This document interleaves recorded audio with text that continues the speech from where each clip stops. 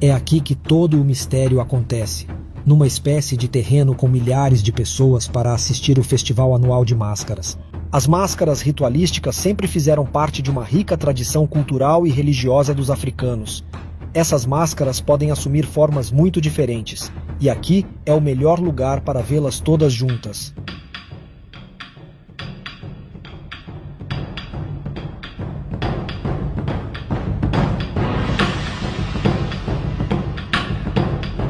E começa o ritual de um culto religioso.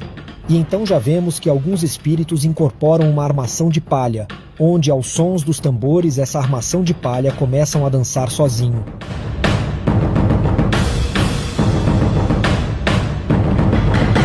Ao olharmos bem para esse movimento, já estamos a pensar: será que há uma pessoa por debaixo desses cones giratórios? Para muitos não. Trata-se realmente de uma poderosa magia negra capaz de produzir as coisas mais bizarras.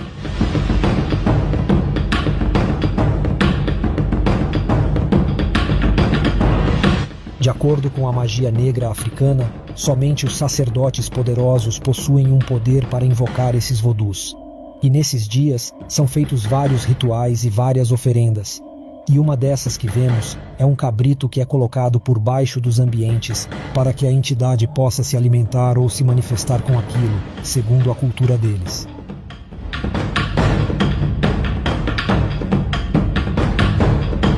Para os seguidores do Vodou, os zanguebetos são espíritos protetores que ajudam a manter a ordem em suas comunidades. Ou seja, os zanguebetos são os espíritos que estão dentro dos cones. Os cones são chamados de zanjos, que significa casa noturna, e zanguebeto significa guardião da noite.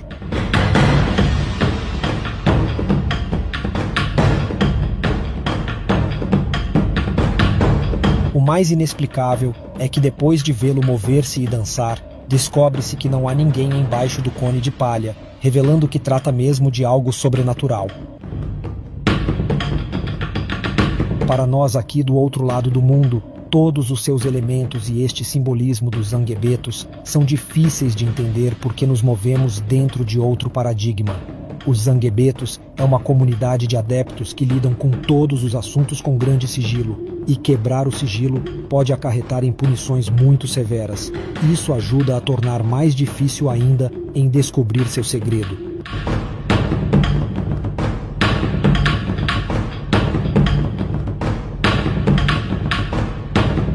Os iniciados usam uma forma de comunicação secreta baseada em códigos que só eles podem entender, como este código.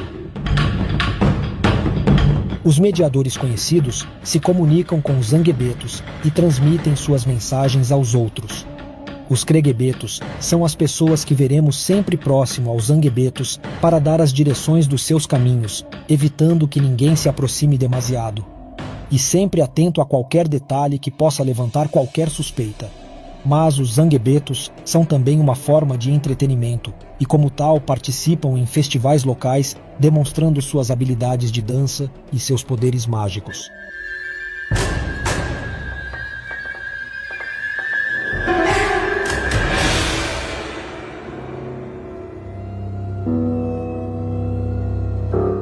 Para tentar descobrir o mistério, devemos primeiro entender que todos os mascarados das diferentes tradições africanas, todos eles são movidos por espíritos. Os zanguebetos se distinguem dos outros mascarados porque eles não têm partes do corpo identificáveis. Isso os ajuda a fortalecer essa imagem misterioso e simbólico que eles têm. É por isso que há muitos que estão convencidos de que dentro dessas máscaras não há ninguém. Mas isso é o que vamos descobrir. Então vamos para a nossa missão. Vamos descobrir a todo o custo e provar se há alguma evidência disso por se tratar de espíritos das forças ocultas. Mas antes de começar, precisamos fazer algumas observações.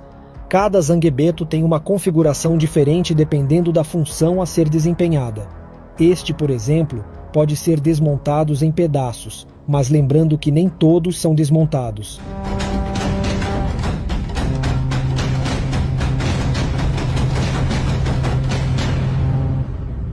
Estes outros são usados para dançar. Há alguns que podem queimar, mas lembrando que nem todos são queimados.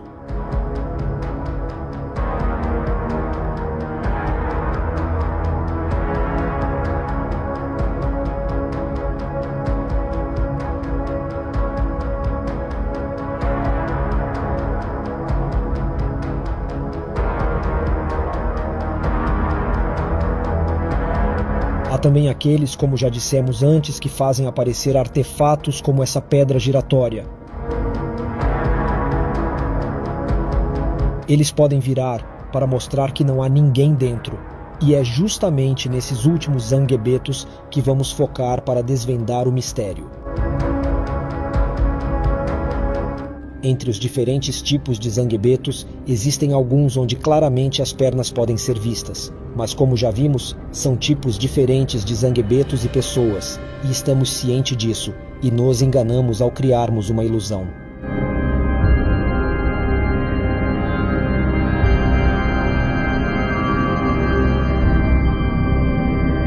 O zanguebeto que vamos analisar é este. Caracteriza-se pelas suas paredes serem suspeitamente espessas e também por possuir um forro que poderia, em hipótese, tornar-se um bom esconderijo. Mas daí vem aquela pergunta: como se prova isso? E nós não vamos encontrar resposta se não fizermos algumas perguntas.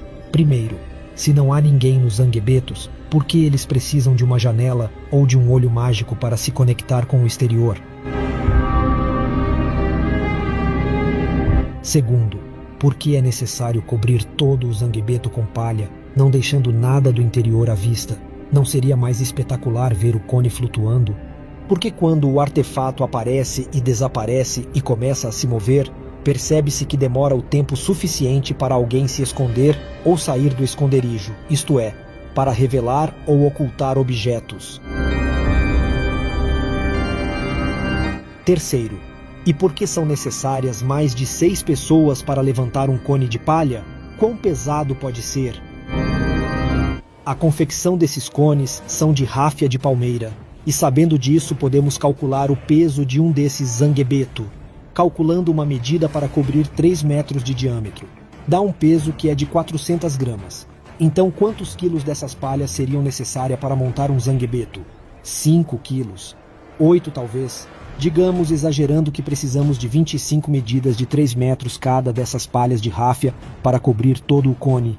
Então, no cálculo, o peso seria cerca de 10 quilos de palha. E ao vermos esse vídeo, a pergunta é: são 8 adultos acostumados ao trabalho duro necessários para carregar uns 10 quilos de zanguebeto? Será que esse espírito é bem mais pesado do que imaginávamos? Se somarmos um peso médio de uma pessoa na África, que será de aproximadamente 60 quilos, mais os 10 quilos de palha, teríamos 75 quilos contando com o peso da armação de madeira. Então é sério mesmo que são necessárias 6 a 8 pessoas para carregar o artefato?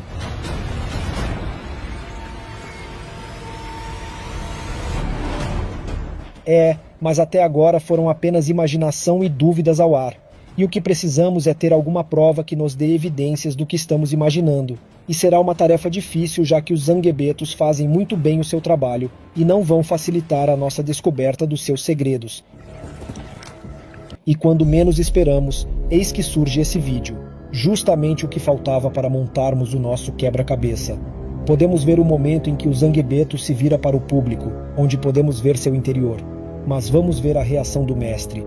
Ele não quer que seja gravado o zanguebeto e obstrui a câmera para que seja direcionada para o artefato. Mas se olharmos de perto, podemos ver uma protuberância suspeita nas paredes do zanguebeto. E a pergunta é: por que há algo tão volumoso? Será que já estamos perto de uma resposta para a nossa dúvida? Seria esse o esconderijo do espírito? Bem, perdemos o quadro. Precisamos voltar a ele para confirmar nossas observações. Pronto, eles vão levantar o zanguebeto. Esta pode ser a nossa oportunidade de obtermos mais evidências. Nesta segunda sequência, eles transportam o cone e pode-se ver claramente que algo está escondido nas paredes. Existe um corpo pesado que causa essa deformação e isso, obviamente, só pode ser a prova que, de fato, há o espírito zanguebeto escondido aí dentro.